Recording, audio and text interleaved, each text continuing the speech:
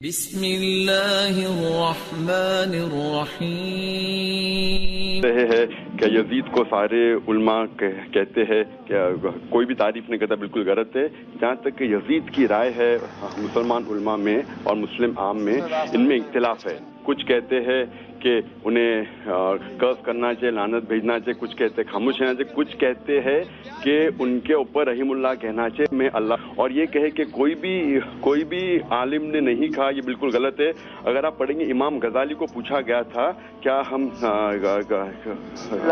لیے دعا کر سکتے گا نہیں، تو انہوں نے کہا کہ آپ جب امام غزالی سے پوچھا گیا کیا یزید بھیجنا چاہیے تو انہوں نے کہا نہیں۔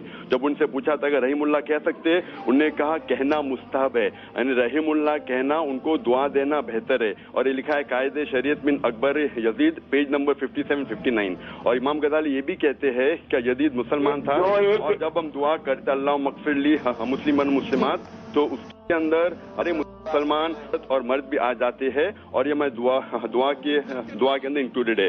اور جب آپ پڑھتے صحیح بخاری میں پڑھیں گے، صحیح بخاری کا نمبر 4 ہے، بک نمبر جہاد، حدیث نمبر 2924 میں لکھا ہے شخص جنگ قسطنطنیپل میں حصہ لے گا، اللہ کے رسول نے اشارت دی کہ وہ جنت جائیں گے۔ اور اگر آپ شرح میں پڑھیں گے حافظ ابن عسقلانی، وہ کہتے ہیں کہ یزید تھے کہ کمانڈر۔ تو صحیح بخاری کے حساب سے یزید رسول نے بشارت دی ہے جنت کی، تو جو شخص کو جنت کی بشارت دی ہے ہمارے رسول نے، ان کے اوپر لعنت بھیجنا غلط ہے۔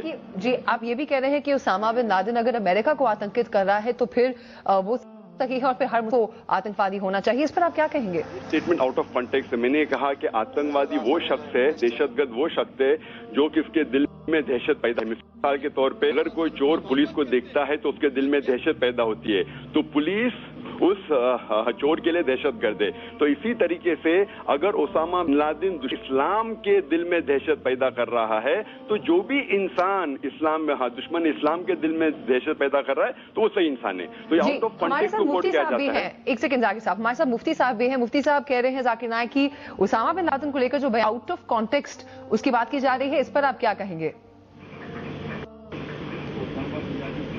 جی مفتی صاحب، کیا آپ میری آواز سن سکتے ہیں؟ دیکھیے اسلام جو ہے وہ قرآن و حدیث کے اوپر مشتمل ہے، اور قرآن و حدیث جو ہے وہ 23 سالہ دور میں ہے۔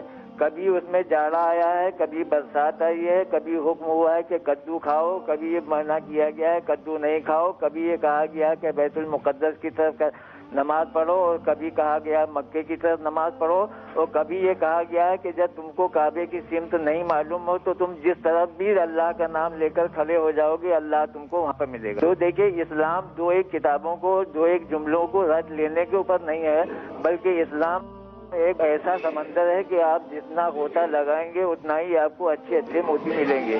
انہوں نے 2-4 باتیں رٹ لی ہیں، لیکن امام علی کا بھی رد کیا گیا ہے، اور جو حدیث بیان کی گئی ہے کہ یہ یزید کے متعلق ہے، اس حدیث کو بھی منع کیا گیا ہے کہ یہ حدیث اس کے اوپر صادق نہیں آتی ہے۔ اور غزالی لوگ کہتے ہیں کہ غلط ہے، تو لوگ یہ فتویٰ دیں گے امام غزالی بھی کافر ہے، نعوذ باللہ۔ اگر امام غزالی کو کافر نہیں کہہ سکتے، کہتے ہیں کہ ہم رحیم اللہ کہہ سکتے ہیں یزید کو، میں ان کی بات کو تسلیم کرتا ہوں، آپ مانیے یہ میری رائے ہے، اور کئی علماء نے ان کو رحیم اللہ کہا۔ سوال یہ کہ آپ بات ماننے کیا مانو نہیں ماننا، کیا آپ کہہ سکتے ہیں کہ امام غزالی کافر تھے؟ میرا سوال آپ سے یہ ہے کہ آپ کہہ سکتے ہیں کہ امام غزالی کافر ہے کیا نہیں؟ میں چاہنا جو لوگ نے فتویٰ کہتے ہیں کہ جو ذاکر نائک کہہ رہا یزید کے اوپر دعا کرتا ہے، رحمتا ہے، ہمیں اللہ بھی کہتا ہے، وہ کافر ہے، تو یہ سارے یہ کہ امام غزالی بھی کافر ہے۔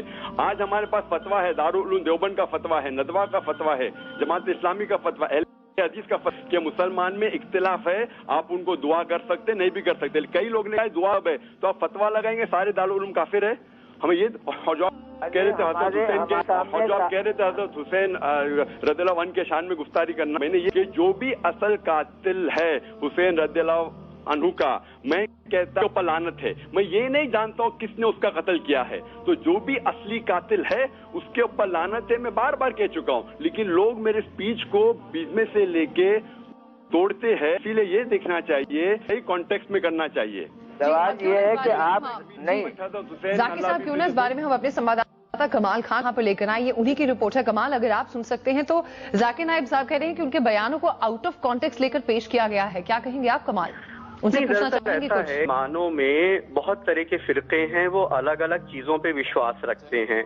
कुछ लोग ये मानते हैं, जैसे जाकिर साहब नायक साहब मानते हैं कि मज़ारों का इस्लाम में कोई जगह नहीं है। कोई भाषणों में कहा भी है कि पैगंबर ने खुद कहा था कि कब्र जो है वो एक तो पक्की नहीं होनी चाहिए और उनको जमीन के बराबर कर दिया जाना चाहिए। लेकिन क्या है, बहुत सारे मुसलमान ऐसे हैं, जैसे कई शिया मुसलमान हैं जो नजफ में, करबला में बहुत सारे मज़ार हैं, जाते हैं और ज़ियारत करने जाते हैं। अजमेर शरीफ में ख्वाजा गरीब नवाज की मज़ार है, वहाँ पे बहुत हैं। तो अगर होता यह है कि अगर कोई शिया विद्वान कम्युनिटी के बीच में, अपने लोगों के बीच में कोई बात कहता है, अपना विश्वास, या कोई सुन्नी देवबंदी विद्वान अपने लोगों के बीच में कहता है, तो बात नहीं होती है। लेकिन चूंकि जाकिर नायक साहब एक टेलीविजन के ऊपर वो बोलते हैं और वो सुनने के लिए सैकड़ों हजारों की तादाद में लोग आते हैं, तो जब वो ये बात कहते हैं तो इससे दूसरे लोग हर्ट होते हैं, रिएक्शन होता है। तो मैं उनसे ही जानना चाहूंगा कि क्या इससे आपको नहीं लगता कि मुसलमानों के हैं उनमें और भेदभाव पैदा होता है? इन बातों को सार्वजनिक प्लेटफॉर्म से कहने के बजाय अगर आपका विश्वास जो है वो अपना विश्वास अपने तक रखा जाए तो वो ज्यादा बेहतर नहीं होगा? ये ठीक उसी तरह है कि जैसे तबर जो है, अगर वो लोग कोई चीज अपने मन में कहते हैं वो ठीक है, लेकिन आप किसी के खलीफा के हक पे कोई चीज कहेंगे तो जरूर वो शायद शिया सुन्नी या बरेलवी देवबंदी विवाद पैदा होगा। इस बात का जवाब देना चाहेंगे आप? जी हाँ, जो भी मौलाना साहब ने कहा बिल्कुल सही कहा, ये है। और मैं आम पब्लिक में ऐसे बातें जिसपे तफर्रुका पैदा भी नहीं करता हूँ, लेकिन कोई अगर मुझसे बात कर लेता है या टीवी पे इंटरव्यू सवाल पूछ लेता है तो मैं कोशिश करता हूँ कि सही जवाब दे, लेकिन मुसलमान में तफर्रुका पैदा करना बिल्कुल गलत है। कुरान की आयत है सूरह इमरान सूरह 3 आयत नंबर 103 में, वा तसीमू बिहब्बिल तफर्रुकू, कि आप सब लोग सारे मुसलमान एक साथ हो जाओ और आपस में मत बटो और अल्लाह की रस्सी को मजबूती से पकड़ो। अल्लाह की रस्सी कुरान और सही हदीस है, इसलिए जब भी मैं जवाब देता हूँ कुरान और सही हदीस से देता हूँ। और कुरान के बाद सबसे बेहतरीन किताब हदीस के अल्लाह के रसूल की जो है वो सही बुखारी। तो जो भी मेरा हवाले के साथ बुखारी कहता है, तो मैं ये जो भी मैं राय बोलता हूँ अपनी जाती राय नहीं पेश करता, कभी भी कुरान का हवाला देता हूँ। अक्सर लोग हवाला नहीं देते, मैं कुरान का नंबर पेश करता हूँ, सूरा नंबर, आयत नंबर, हदीस भी पेश करूंगा तो हदीस नंबर पेश करूंगा। और ये जो राय जो यजीद के बारे में भी, ये भी कई उलमा की राय है। तो ये कहना कि मैं जाती राय बिल्कुल, लोग क्या, क्योंकि कुछ लोग को मेरे खिलाफ आंदोलन करना है और मेरी इज्जत पे हमला करना है, मेरे स्पीच को तोड़ के आम कर रहे हैं। सच्चा मुसलमान ये जानता है कि मैं इतने तकरीर मोहम्मद सल्लल्लाहु अलैहि वसल्लम की अजमत में इतने तकरीर किया मैं ये नहीं कहता हूँ कि सिर्फ मुसलमान को मोहम्मद सल्लल्लाहु अलैहि वसल्लम को मानना चाहिए, भी मानना चाहिए, बुद्ध को भी मानना चाहिए, ईसाई को भी मानना चाहिए, यहूद को भी मानने तकरीर पढ़ो। और मैं कोशिश करता हूँ यकसानियत के लिए हमेशा, मैं कभी भी तफर्रुक नहीं पसंद करता हूँ। और जहाँ तक कि टेररिज्म का सवाल है, मैंने इतने तकरीर किए टेररिज्म के खिलाफ, जहाँ तक कि मुझे खुद DM district magistrate of Lucknow ने, जब लोग ने मुझ पर इल्जाम कहता है कि मुसलमान टेररिस्ट होना चाहिए, तो वो अग्रवाल साहब जो डिस्ट्रिक्ट मजिस्ट्रेट लखनऊ के, खुद वो लोग को जवाब दिया कि आप आउट ऑफ कॉन्टेक्स्ट कोट कर रहे हैं। ये कॉन्टेक्स्ट है कि जो लोग बलात्कार करते हैं, रेपिस्ट है, क्रिमिनल लोग के लिए दहशत पैदा करना चाहिए जिस तरीके से पुलिस करती है, तो लोग आउट ऑफ कॉन्टेक्स्ट कोट कर रहे हैं अपने फायदे की वजह से और मेरे पे कीचड़ उछालने की वजह से।